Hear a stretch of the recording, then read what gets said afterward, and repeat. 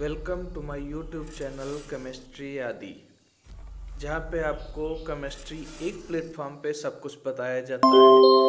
आज हम लोग A to Z laws of chemistry यानी कि केमिस्ट्री में जितने भी लॉज हैं उनको एक जगह पे एक फाइल में पढ़ेंगे। A to Z laws of chemistry का लेक्चर 1 आज हम लोग पढ़ने वाले हैं।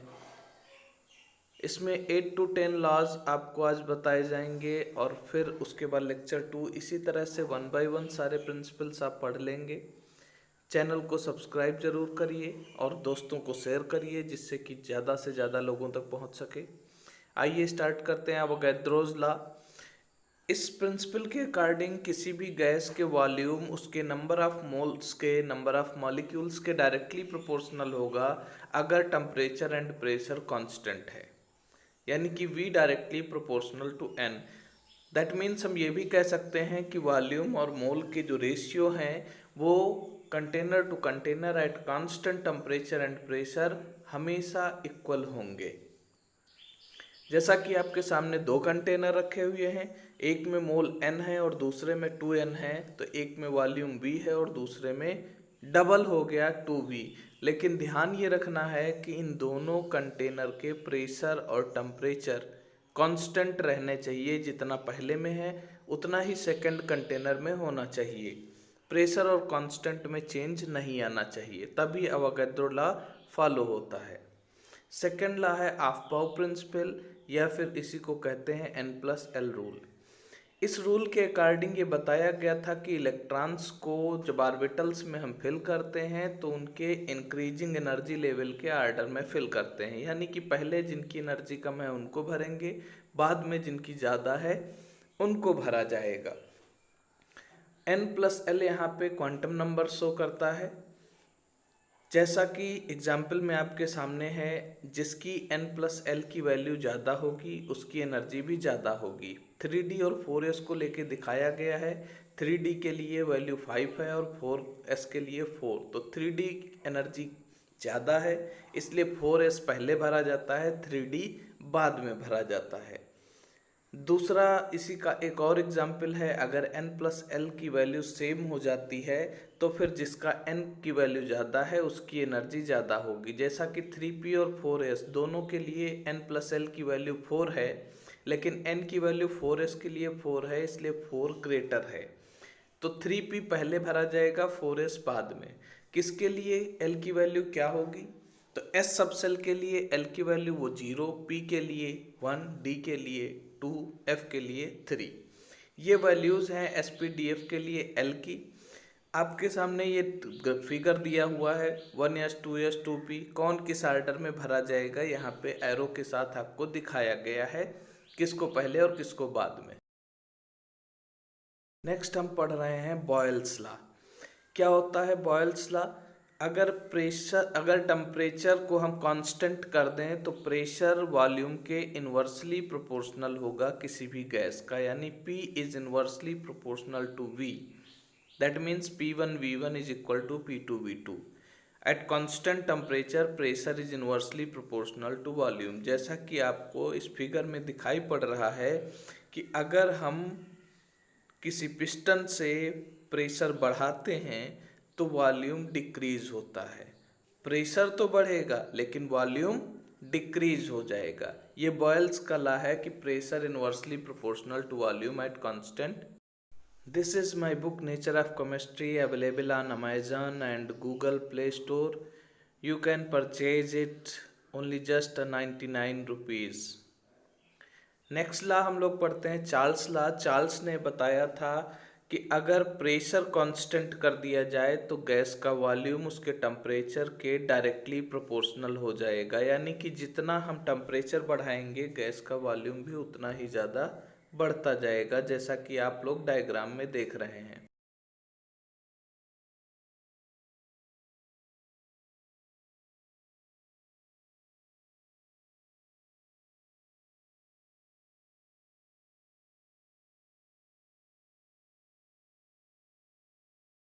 अगर हम टेम्परेचर बढ़ा रहे हैं तो वॉल्यूम भी बढ़ता चला जा रहा है। पहले कंटेनर में टेम्परेचर कम था, वॉल्यूम V1, दूसरे में टेम्परेचर V2 हो गया। नेक्स्ट लॉ है डाल्टन्स लॉ।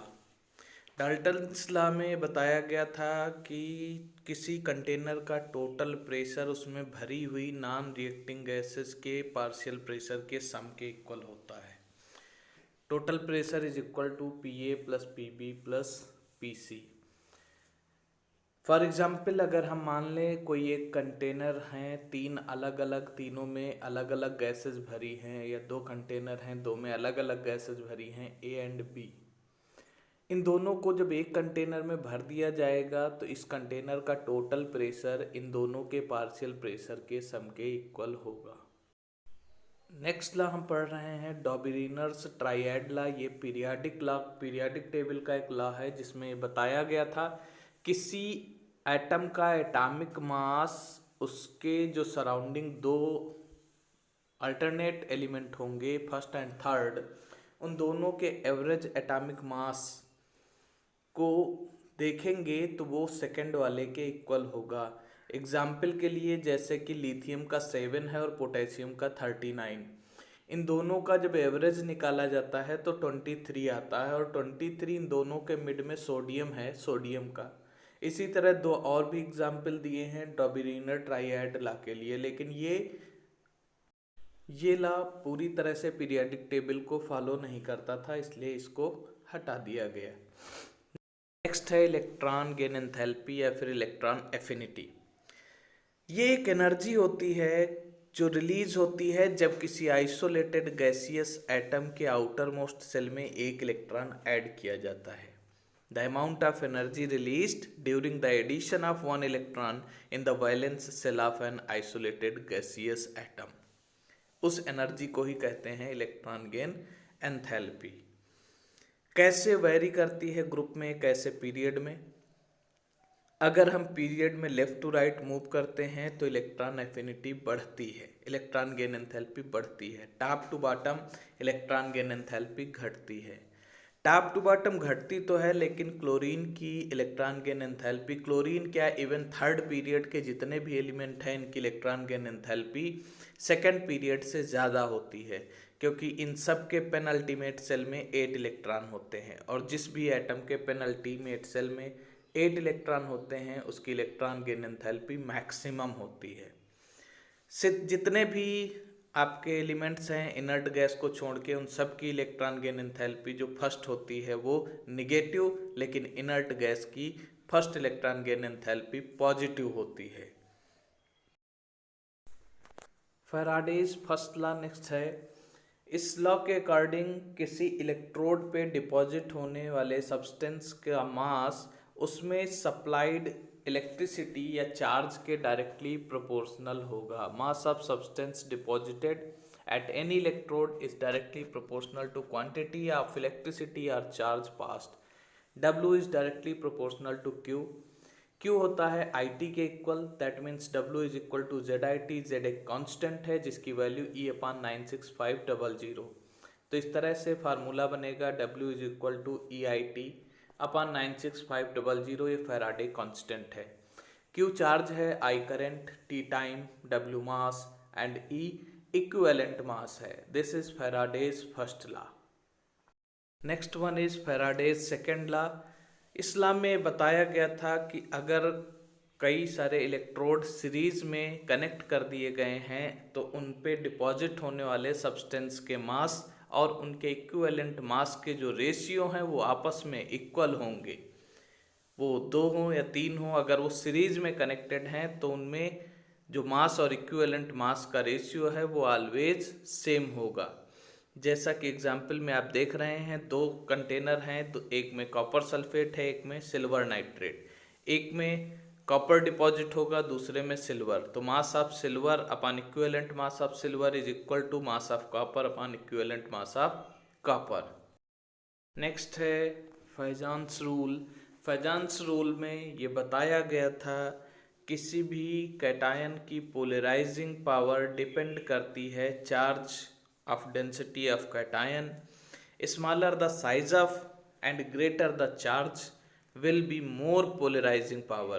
यानी कि किसी कैटायन का साइज जितना कम और चार्ज जितना ज़्यादा होगा उसकी पोलराइजिंग पावर उतनी ही ज़्यादा होगी। ठीक इसके अपोजिट अगर एनायन की बात करें तो एनायन का साइज जितना बड़ा होगा और चार्ज जितना ग्रेटर होगा उसके पोलराइज होने की पावर उतनी ही ज़्यादा होगी। पोलराइज होना और पोलराइज करना, कैटायन पोलराइज करेगा दैट मीन्स इसकी पोलराइजिंग पावर होगी और एनायन पोलराइज होगा। कैसे आयनिक कैरेक्टर और कोवेलेंट कैरेक्टर बढ़ेगा या घटेगा इसको देखते हैं। अगर चार्ज कम है आयंस पे तो उसमें आयनिक कैरेक्टर ज़्यादा होगा, लेकिन चार्ज अगर ज़्यादा है तो फिर उनमें कोवेलेंट कैरेक्टर ज़्यादा होगा। कैटायन का साइज बड़ा है तो आयनिक कैरेक्टर ज़्यादा होगा, कैटायन का साइज छोटा है तो कोवेलेंट कैरेक्टर ज़्यादा होगा। एनायन अगर स्मॉल है तो उसमें आयनिक कैरेक्टर ज़्यादा होगा, अगर एनायन लार्ज है तो कोवेलेंट। एनायन और कैटायन जस्ट अपोजिट रिलेशन के साथ रहते हैं। अगर नोबल गैस कॉन्फ़िगरेशन मिल रहा है तो फिर आयनिक कैरेक्टर ज़्यादा होगा।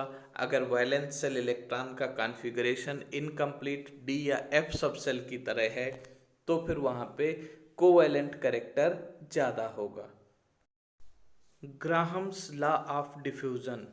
ग्राहम्स लॉ डिफ्यूज़न या इफ्यूज़न क्या है? अगर किसी कंटेनर में गैसेस भरी हुई हैं तो उनका रेट ऑफ इफ्यूज़न उनकी डेंसिटी के स्क्वायर रूट के इन्वर्सली प्रोपोर्शनल होता है। Rate of effusion of a gas is inversely proportional to the square root of their densities. That means density जितनी ज़्यादा होगी किसी भी गैस का, उसका रेट ऑफ इफ्यूजन उतना ही कम होगा, और डेंसिटी जितना कम होगी उसका रेट ऑफ इफ्यूजन उतना ही ज़्यादा होगा, क्योंकि वो गैस उतनी ही हल्की होगी। डेंसिटी का रिलेशन होता है मास के साथ भी और वॉल्यूम के साथ भी, तो उस पर कैसे इफ़ेक्ट करेगा रेट ऑफ इफ्यूज़न देखते हैं। आर इन्वर्सली प्रोपोर्शनल था डी के, लेकिन डी डायरेक्टली प्रोपोर्शनल है मास के, और हम मोलर मास के बारे में जानते हैं वेपर डेंसिटी के डबल होता है, तो इसलिए मोलर मास पे भी रेट ऑफ इफ्यूज़न डिपेंड करेगा। डेंसिटी डायरेक्टली प्रोपोर्शनल है मोलर मास के, वेपर डेंसिटी डायरेक्टली प्रोपोर्शनल है मोलर मास के, इसलिए रेट इन्वर्सली प्रोपोर्शनल होगा मोलर मास के। किसी भी गैस का मोलर मास जितना ज़्यादा होगा उसका रेट ऑफ इफ्यूज़न उतना ही कम होगा।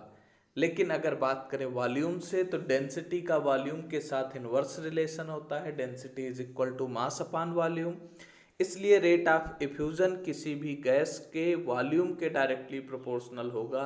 कंटेनर में जिस गैस का वॉल्यूम ज़्यादा होगा उसका रेट ऑफ इफ्यूज़न ज़्यादा होगा, लेकिन मोलर मास के इन्वर्सली प्रोपोर्शनल होगा। This is Graham's law of diffusion. The rate of diffusion और effusion is inversely proportional to the square root of their densities. Gay Lussac's law, या इसी को कहते हैं प्रेशर टेम्परेचर लॉ। इस लॉ के अकॉर्डिंग ये बताया गया था कि कांस्टेंट वॉल्यूम पे किसी गैस के गिवन मास का जो प्रेशर है वो उसके एब्सोल्यूट टेम्परेचर के डायरेक्टली प्रोपोर्शनल होगा। दैट मीन्स अगर हम टेम्परेचर बढ़ाएंगे तो गैस का प्रेशर बढ़ेगा, टेम्परेचर कम किया जाएगा तो प्रेशर कम होगा। प्रेशर टेम्परेचर लॉ भी कहते हैं, गे-लुसाक्स लॉ भी कहते हैं। जैसा कि अभी आपको एग्जाम्पल में दिखाया जाएगा कि कैसे टेम्परेचर बढ़ाने पे प्रेशर बढ़ रहा है, लेकिन ध्यान रखना है वॉल्यूम कांस्टेंट रहना चाहिए। दो कंटेनर हैं, एक में आपको ब्लू कलर से टेम्परेचर दिखाया गया है, एक में रेड कलर से टेम्परेचर इंडिकेट हो रहा है। टेम्परेचर बढ़ने पे देखिए मॉलिक्यूल्स का जो मोशन है, जो डायरेक्शन है कंटेनर की वॉल्स की तरफ प्रेशर एक्सर्ट करने का, वो बढ़ रहा है। प्रेशर डायरेक्टली प्रोपोर्शनल है, लेकिन खास बात क्या है, दोनों कंटेनर का जो वॉल्यूम है वो कांस्टेंट है, वो चेंज नहीं होना चाहिए, वो एज इट इज रहना चाहिए, तभी pressure proportional to temperature. P1 upon T1 is equal to P2 upon T2. Next one is Henry's law. Henry law में बताया गया था किसी गैस का अमाउंट लिक्विड में कितना डिजॉल्व हो सकता है, ये डिपेंड करेगा उसके पार्शियल प्रेशर पे। The amount of gas dissolve in a liquid is directly proportional to its partial pressure.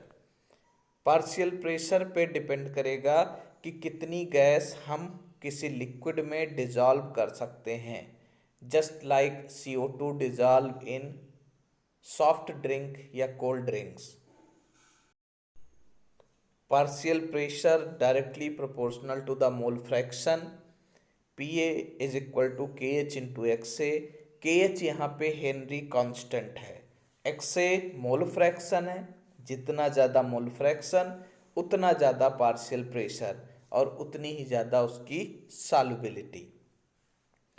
Henry law के कुछ एप्लीकेशन हैं, जैसे दिखाया जा रहा है कि अगर प्रेशर कम है तो डिसोल्यूशन कम होगा, लेकिन अगर प्रेशर बढ़ाया जाए तो ज़्यादा हो जाएगा। इसके कुछ एप्लीकेशन हैं, जैसे जब हाई एल्टीट्यूड पे कोई पर्सन जाता है, हिल क्लाइंबर्स, तो वहाँ पे ऑक्सीजन का प्रेशर घटता है, जिसकी वजह से ब्लड में ऑक्सीजन की सॉल्युबिलिटी डिक्रीज होती है और उस हिल क्लाइंबर की मेंटल एबिलिटी, जो थिंकिंग एबिलिटी है, वो डिक्रीज होती है। इस डिजीज़ को, इस कंडीशन को एनॉक्सिया बोलते हैं। सॉफ्ट ड्रिंक में CO2 डिजॉल्व करने के लिए भी हेनरी लॉ का यूज़ किया जाता है। और इसके बाद जो स्कूबा डाइवर्स होते हैं, जो अंडर सी जाते हैं, उनके ब्लड में ऑक्सीजन के साथ साथ नाइट्रोजन भी डिजॉल्व होने लगती है ड्यू टू हाई प्रेशर, जिसकी वजह से टिश्यूज़ जो होते हैं वो सफोकेटेड होने लगते हैं और स्कूबा डाइवर्स को सफोकेशन फील होती है, जिससे वो रैपिडली बाहर निकलने की कोशिश करता है और नाइट्रोजन बबल्स का फॉर्मेशन कर देता है बॉडी के अंदर। एक डेडली कंडीशन बन जाती है, जिसमें कई बार स्कूबा डाइवर्स की डेथ भी हो सकती है। इस कंडीशन को बेंड डिजीज बोला जाता है। तो ये एप्लीकेशन है हेनरी लॉ के। नेक्स्ट है Heisenberg uncertainty principle. Heisenberg uncertainty principle में बताया गया था कि एक फास्ट मूविंग ऑब्जेक्ट जो इलेक्ट्रॉन की तरह होता है, उसकी पोजीशन और उसके मोमेंटम की एग्जैक्ट कैलकुलेशन एक साथ करना पॉसिबल नहीं है। It is impossible to calculate the exact position and exact momentum of a fast moving object like electron. एक अनसर्टेनिटी रहेगी, अगर आप पोजीशन को वॉच करेंगे तो उसका मोमेंटम अनसर्टेन हो जाएगा और मोमेंटम की अगर कैलकुलेशन करेंगे तो उसकी पोजीशन एग्जैक्टली आप फाइंड नहीं कर सकते। अगर ऐसा करेंगे तो अनसर्टेनिटी कितनी मिलेगी? Delta x dot delta p is equal to और ग्रेटर देन H/4π। अगर आप एक कैलकुलेशन करेंगे तो दूसरे में अनसर्टेनिटी H/4π के इक्वल होगी।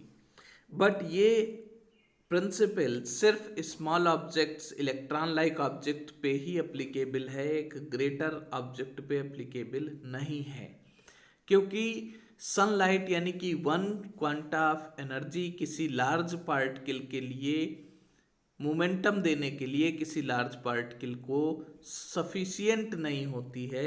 इसलिए सिर्फ इलेक्ट्रॉन लाइक स्पीसीज पे ही ये एप्लीकेशन एप्लीकेबल होता है, ये प्रिंसिपल एप्लीकेबल होता है। नेक्स्ट है हुंड प्रिंसिपल।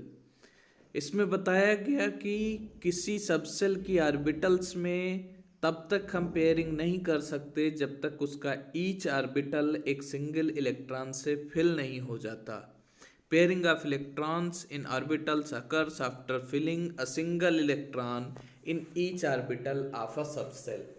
इसका एप्लीकेशन है कि completely filled और half filled orbitals या subcells are more stable than others। ये हुंड का प्रिंसिपल था, जहाँ पे बताया गया कि pairing after filling a single electron ही करी जाएगी। अगर कॉन्फ़िगरेशन लिखना है 1s2 पहला इलेक्ट्रॉन, क्लॉकवाइज एंटी क्लॉकवाइज कैसे भी भर सकते हैं। सेकंड उसके अपोजिट। फिर 2s2।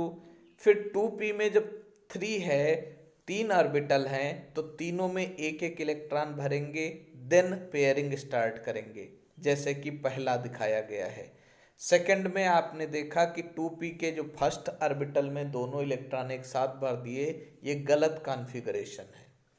इसके बाद एक और बात बताई गई कि अगर हम पहले किसी सबसेल के फर्स्ट ऑर्बिटल में पहला इलेक्ट्रॉन क्लॉकवाइज भरे हैं तो सेकंड और थर्ड ऑर्बिटल में भी क्लॉकवाइज ही भरेंगे, हम एंटी क्लॉकवाइज फिल नहीं कर सकते।